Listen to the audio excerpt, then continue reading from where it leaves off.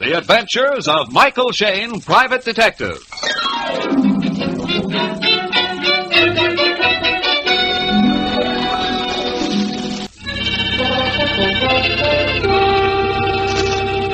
The Adventures of Michael Shayne, Private Detective, starring Wally Mayer and Kathy Lewis.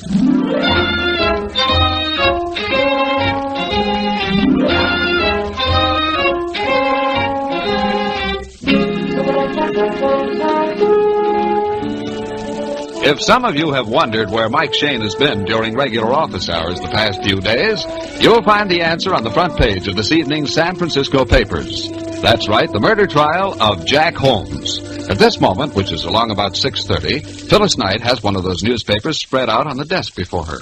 As she glares at the headlines, Mike is talking on the phone to Inspector Faraday.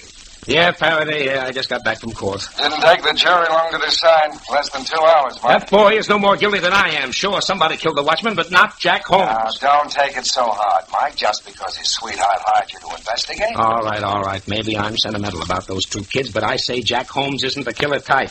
And with a nice girl like Janet Miley... Oh, Faraday, I let him down, and Janet was so certain I could help him. Take it easy, Mike. You did your best, but the evidence was against you. Yeah, sure it was. Is that unusual? Why, I've cleared dozens of guys when it looked like... Janet, what's wrong? Hello, Mike. I'll talk to you later, Faraday. The girls just walked in. Janet, are you sick? You're white as a sheet. Here, get her some water, honey, quick. Yeah. Mr. Shayne. Yes? Jackie. Yeah? Jackie. Here, sit down, honey. Let me help you. Oh, the poor kid. She's all unstrung about the verdict. No, it's more than that. Her hands are like ice. He didn't do it. I just discovered What? the grocery. What? Janet, what are you trying to say, honey? My room. Somebody went through. Huh? Oh, it's just... Here, Janet, drink this water. Janet? 12, 15. I just discovered. I went and told him. Thought he would... Mike, she's fainted. I'm going to call a doctor. Phyllis. Yeah? Call Inspector Faraday. She's dead.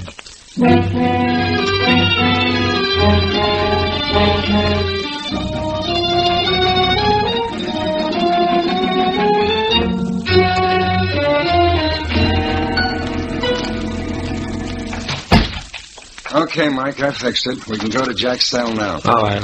Now remember, honey, not a word about Janet's death. Jack will go all to pieces and we'll learn nothing. I know, but it seems so hard-hearted. This way, kids. Ah, boy. Sad business, eh? Guess the girl figured after that jury's verdict she didn't have anything left to live for. Suicide? No. If Janet found something she thought would clear Jack, she certainly wouldn't take poison. Unless she took the poison before she got the information that would clear Jack. No, then she would have called a doctor. If we can believe her dying words, she went first to some man, told him her discovery, then came to us. She didn't even know she was poisoned. All right, but who did it? We only knew what she was trying to tell us. Better pipe down. That's Jack's cell with the jailer standing outside. Oh, yes, now let me do most of the talking.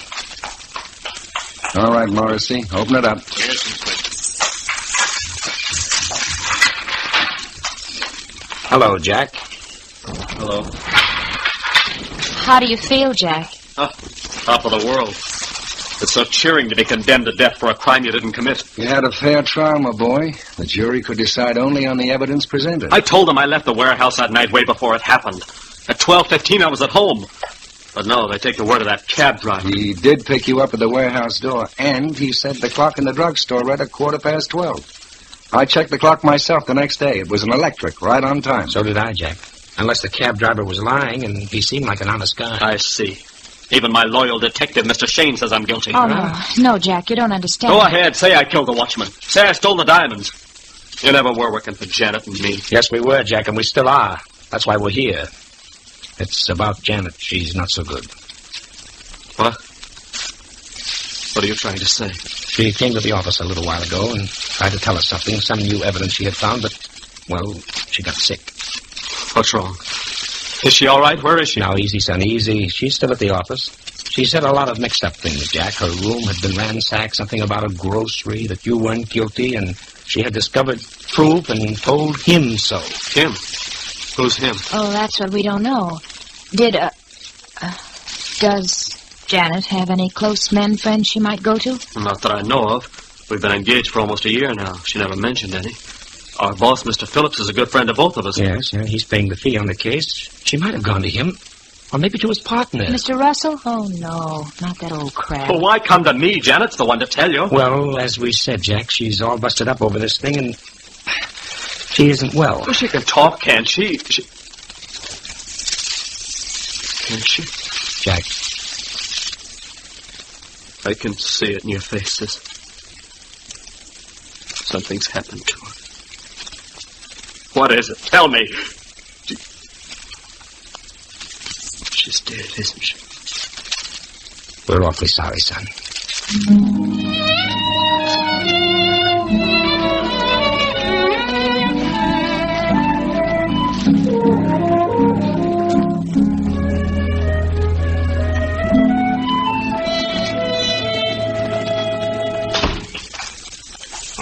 I see you went out to my home, Mr. Shayne. That's right, Mr. Phillips, and your wife told us you were working at the office this evening. Yes, Russell and I spent so many days in court on the trial. We had to work evenings to keep up with business. Now, I wouldn't imagine there'd be such a turnover in the wholesale jewelry line. You'd be surprised. Our firm cuts and mounts gems for at least half the better jewelry stores in the city. Then the robbery and loss of the diamonds didn't hurt your trade. It would have, Inspector, except for the capture and trial of Jack Holmes. Of course, we're covered by insurance. If you'll step into the office. Oh, Mr. Phillips. Mr. Phillips. Yes, Bauer? May I see you a moment, sir? Yes, excuse me, please. Go right into the office. Okay, sure. Thank you. Well, good evening, Mr. Russell. Miss Russell. Good evening.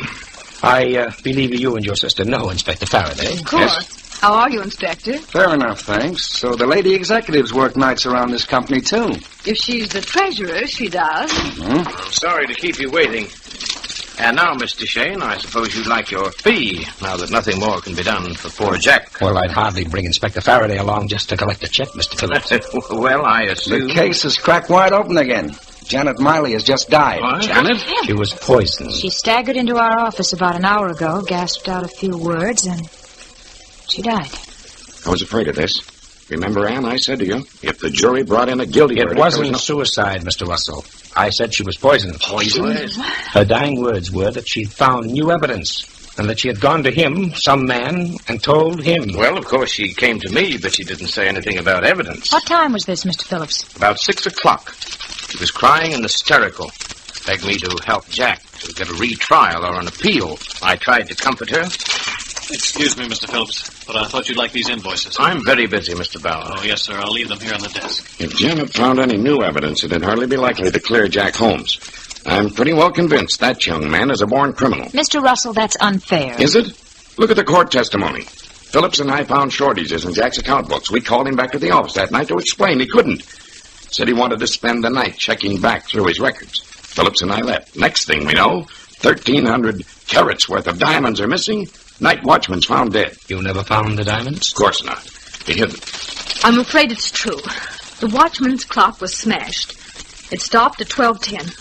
The cab driver picked up Jack at 12:15. Mr. Bauer, would you mind leaving the room? Oh, yes, sir. I'm sorry. He's new here. Bauer is the nosiest secretary I've ever hired. No, I remember. Remember what? Well, I was in the outer office this evening. When Janet came out of this room, Bauer stopped her. I heard him say something about going out to a bar and having a little chat. I'm going to call him back. A bar, eh? Do you suppose the poison was slipped into a drink? Mr. Bauer! Oh, Mr. Bauer, hold on. Stop! Inspector, what's wrong? He's running for the front door. He's running.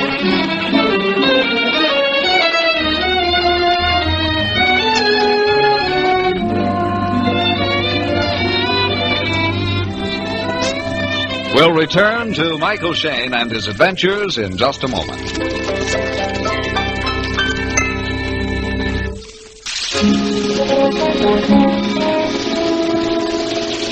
While Inspector Faraday hurries off in pursuit of the fleeing Secretary Bauer, Mike and Phyllis have set off on an errand of their own, and now in the hallway of a certain apartment house. Here we are, 827. Now, my story for you. Mike, that Secretary Bauer, he's tied into this somehow.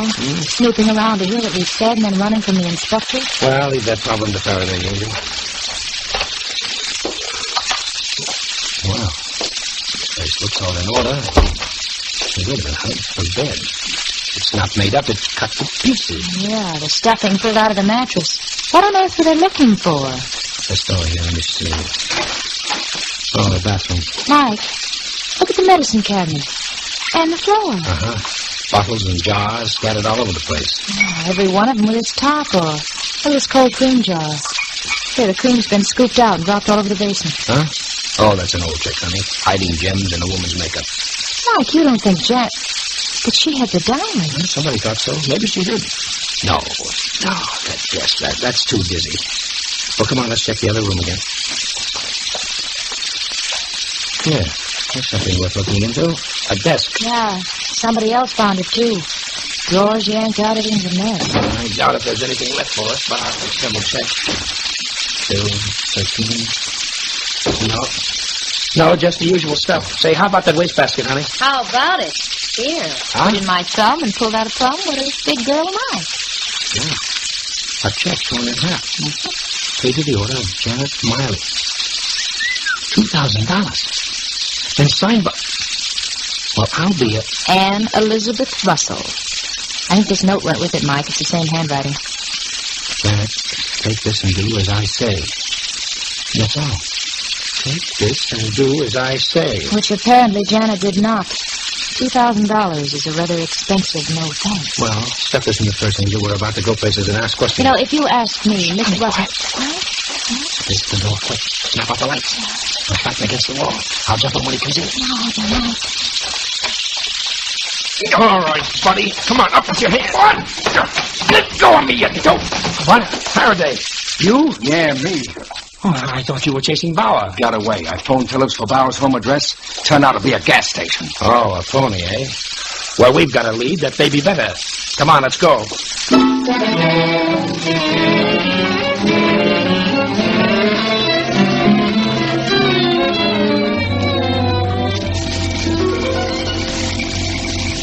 Give the doorbell another push, Mike. You know, I wish these people would stay put. First we go to their homes, but they're working at the office. Now they're not at the office, they're home. Somebody's coming now. Yes? Oh, it's you again. Don't strain your enthusiasm, Mr. Russell. May we come in? Yes. Mr. Russell, we would like to talk to your sister. Anne? Oh, well, she's upstairs. Will you ask her to come down, please? Yes, if you'll go into the living room. Anne? Oh, Anne, will you come downstairs? May I ask what you people want? Oh, you'll hear it. Oh, by the way, sir, I believe your sister is treasurer of your company? Yes. For how long? 6 or 7 years. How long was Janet Miley with your firm? Several years. She worked in the same department with Jack Holmes. Look here, I insist on knowing what this is about. Alfred? In here, Anne. Oh, so you're all back. Yes, these people say they want to talk to you, Anne. Phyllis, give me that check and note. Ready and waiting. Miss Russell, would you look at this note and check, please? So Janet gave them to you. What did she tell you? Right now, I'm more interested in what you told her. What was Janet to do for your $2,000? 2,000. And what's the meaning of this? I was merely trying to save you from yourself, brother dear. Save me. I've watched you for a long time, Alfred. What is... I saw the way you were mooning around Janet. I don't know what you're talking Oh, about. don't you? I know you proposed marriage to the girl. And now with Jack out of the way, you thought she'd say yes. But I'm not going to have another woman in this organization. I have trouble enough as it is. That doesn't explain the $2,000, Miss Russell. Of course it does. I offered her the money to get out of town and not come back. And what right had you? You're not running my life. Well, this puts a new slant on everything. Could be that Russell wanted Jack out of the way so he could have a clear track with Janet. The diamond robbery might have been conveniently arranged. That's a lie. If Miss Russell didn't want her brother to marry Janet, and the girl wouldn't buy off, then perhaps Big Sister thought of another way out. You mean the poison root, Phil? How dare you? You mustn't. I know some naughty names, too. Oh, surely, Mrs. Shayne, you've got some brains. You don't believe such insane twaddle. Are you referring to my college, Miss Russell, or to your story? No. It could be possible you and your brother Alfred have been putting on a little act for us. I'll answer that remark, Mr. Shayne, but right now you're wanted on the phone. What? Oh, thanks. Hello? Mr. Shayne, this is Bauer. Yeah? I've got to see you at once. What? Where are you? Listen, I have the real dope on the murder. Meet me at the old Dutch windmill in Golden Gate Park. What time? Let's see, it's just about 10 o'clock. make it 10:30. And come alone. Don't tell anybody. Okay, Bauer. So it's Bauer. Where is he, Mike? Quiet, Inspector. Well, Mr. Russell, I think we'll be running along. If we have any more questions, we'll be back. I'm sure you will. No, please. Don't bother to see us to the door. Mike, where are we going? Golden Gate Park. Bauer wants to talk to us secretly. A great secret with somebody listening on the line. What? Who was listening? Miss Ann Russell on the extension phone right in the hall here.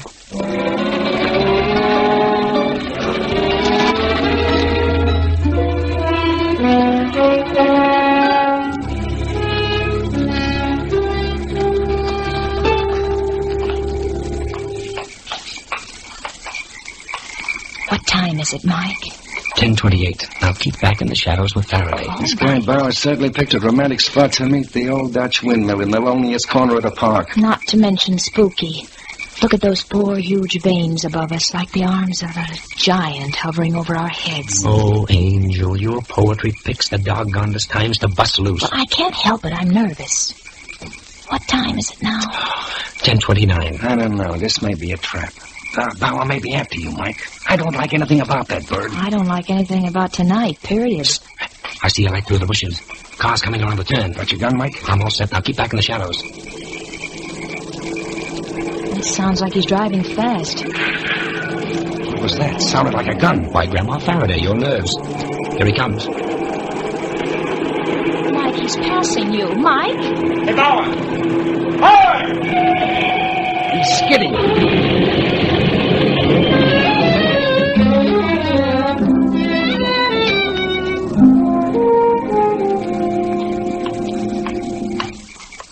Is he hurt? Is he hurt badly? Can't tell yet. Open his shirt, Mike. Well, it's a waste of time, Inspector. Look at the back of his head. Oh, guess I was right. We did hear a shot. But who would do it? Who knew he was coming here to Oh, that phone call. Yeah, Ann Russell. Well, I guess there's no mystery about this killing. Hey, Faraday, here's his wallet. Maybe it will answer a few things for us. Let's see. Oh, what is it? What is it? I'm old enough to be told. Mr. Bauer wasn't any ordinary secretary. He was an insurance detective. Planted in that office to find the missing diamonds. Well, then maybe he ransacked Janet's apartment. Yes, he did. It says so here in his pocket notebook. Search girl's room, no evidence, no jewels. Janet went in to see Phillips. Something's up. Took her to bar. Told me to check on mistake. 12:15. 12:15. Mike, remember? Huh? Janet tried to tell us something about that. 12:15. That was when Jack was picked up by the taxi driver. Yes, according to the clock in the drugstore window. Inspector, let's telephone the coroner and then... Then what? Go take a good look at that clock.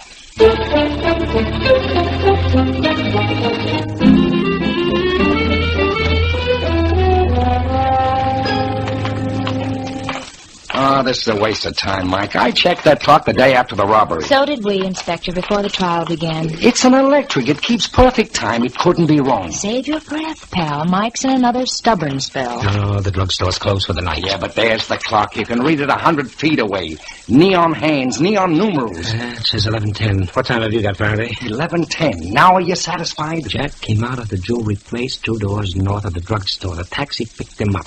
The driver saw the clock in the window. The window! What are you staring at, Mike? The grocery store over there. Inspector, call a cab and get the driver who picked up Jack Holmes.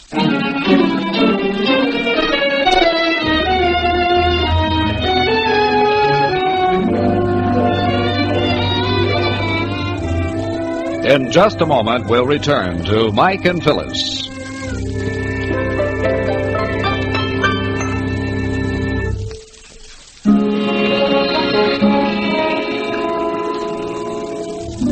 It's a few minutes past midnight. At a lonely street corner in the commercial district, Mike, Phyllis, and Inspector Faraday are talking to a scared little taxi driver. Look, fellas, it's just like I said in court.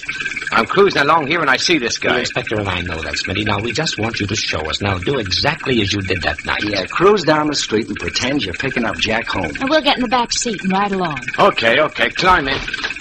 Get down, come in. Thank you.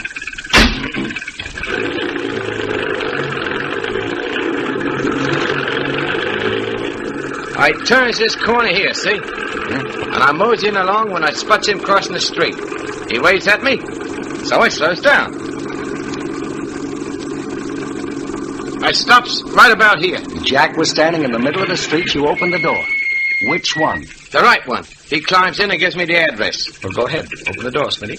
See, ain't you got no imagination? Now, Smitty, when did you see the clock? Right now, when I leans over to close the door. Everybody's in the window, see? All lit up with neons. Okay, look at it. What time does the clock say? Gee, it's just like that night. 12:15. Mike, you were right. He made the same mistake all over again. Look at it again, Smitty. Look hard now. Come on, look hard. What do you mean, look hard? The clock says, hey, there's something screwy. The numbers, they're backwards. Right, Smitty, right.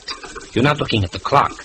You're looking at the reflection in the grocery store window. The real clock is across the street in the drugstore. The drugstore clock reads 12:15, but the reflection looks like 12:15. 30 minutes difference, Smitty. Gee, I could have sworn. Say, I did swear.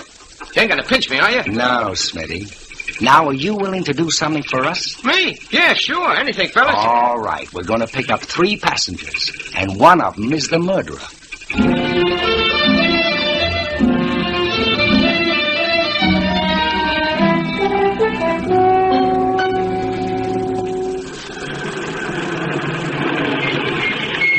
Here we are, folks. Here's the office. Right.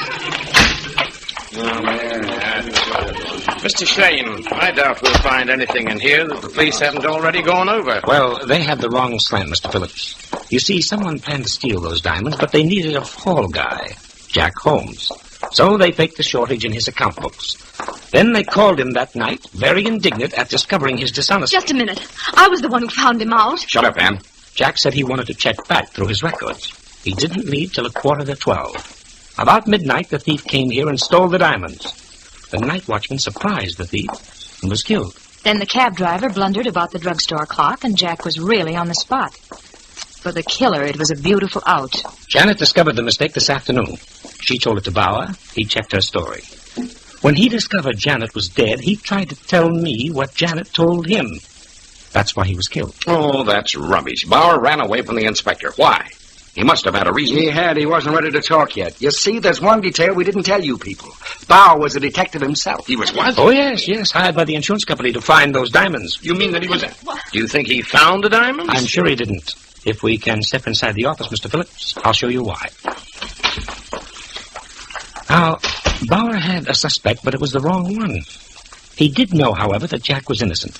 And when he telephoned me, the same call you listened in on, Miss Russell, the killer knew he was trapped, unless... I don't believe it. I didn't hear anything on that phone. Oh, yes, you did, Miss Russell.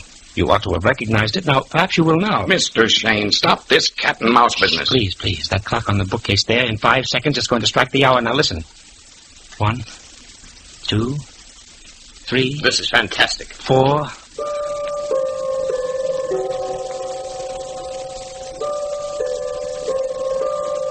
Well, distinctive chimes, aren't they? This is the same clock I heard strike while I was talking to Bauer on the phone. He called from this very room. There was only one man who knew where I was, who could tell Bauer where to phone me. Mr. Phillips. Me? You're insane. Am I? Bauer told you Jack was innocent. You sat there in your chair and heard him say to meet me at the old Dutch windmill at 10:30. So you killed him. He trusted the wrong person, just as Janet did. She came to you, told you about the drugstore clock. You had to stop her tongue. You poured her a drink from this water jug on your desk with poison in the glass. You anything to say to that, Mr. Phillips? No, nothing. I thought not. All right, Inspector.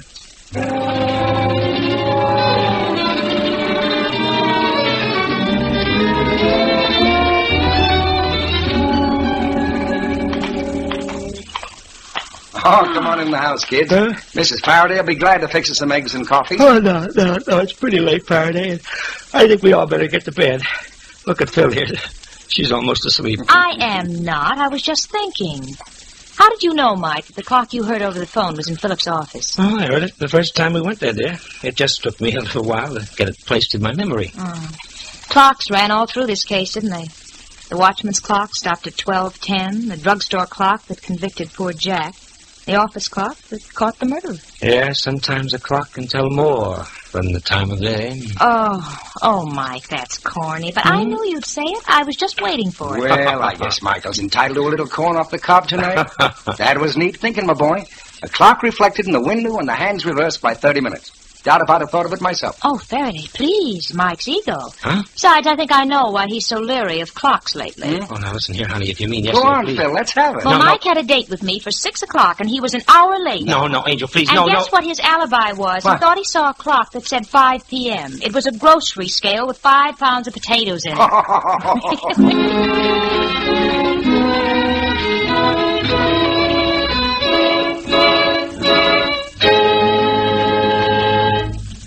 Tonight's story was written by Richard DeGraff and based on the character created by Brett Halliday. Music was composed and directed by Bernard Katz. This is John Lang saying good night. This is the Mutual Don Lee Broadcasting System.